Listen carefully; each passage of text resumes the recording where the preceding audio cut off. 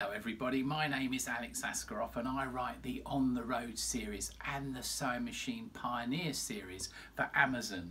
And what I'm going to show you today is one of my all-time favourite machines, the very early Wilcox and Gibbs glass tensioner. If you come in closely here, you'll see what I'm talking about.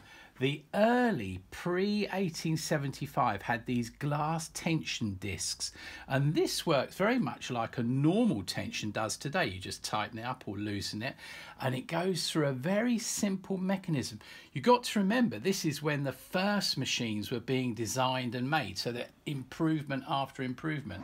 And this one, my son has made a beautiful oak base, and he's actually inlaid it with Wilcox and Gibbs, and this is part of my Sew-A-Lot collection, so it's got Sew-A-Lot collection along the back. But you see here this serial number 74543. Now, I spent decades researching all the serial numbers for my book on Wilcox and Gibbs.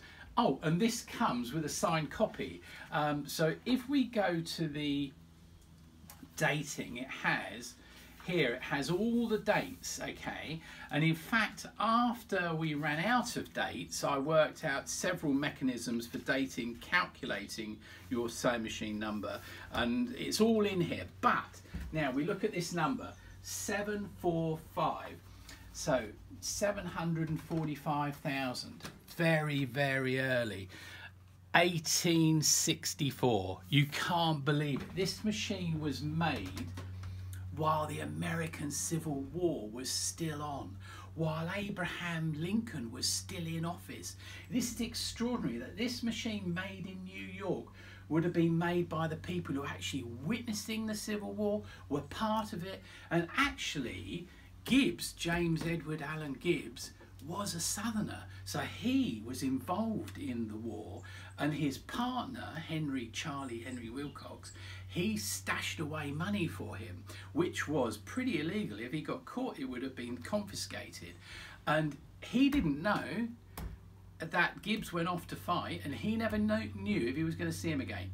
And then one day he turned up at the New York offices, and he was embraced like an old lost friend. And not only that, there was an account in a different name with all the money. Because what people don't realise is during the American Civil War, the sewing machines were on a boom. They were Singers and everybody, Wheeler and Wilson, Wilcox and Gibbs. They were selling so many machines.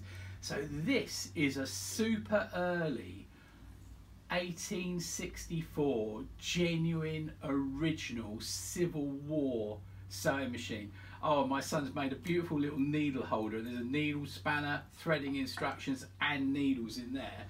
But the reason they call this the silent sewing machine is, look, besides the needle going through the fabric, there's just no noise. Absolutely perfect.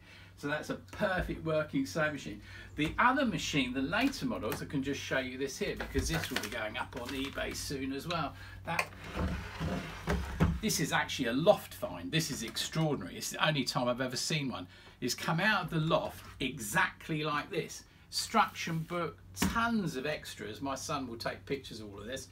But here we go with the original hand wheel, much later model, automatic tension. And again, silent in operation. I haven't even wiped this over. I've oiled it and made sure it's stitching. So that's one of the most original machines. It even has, I haven't even wiped the dust off the box. It even has the original key and the case.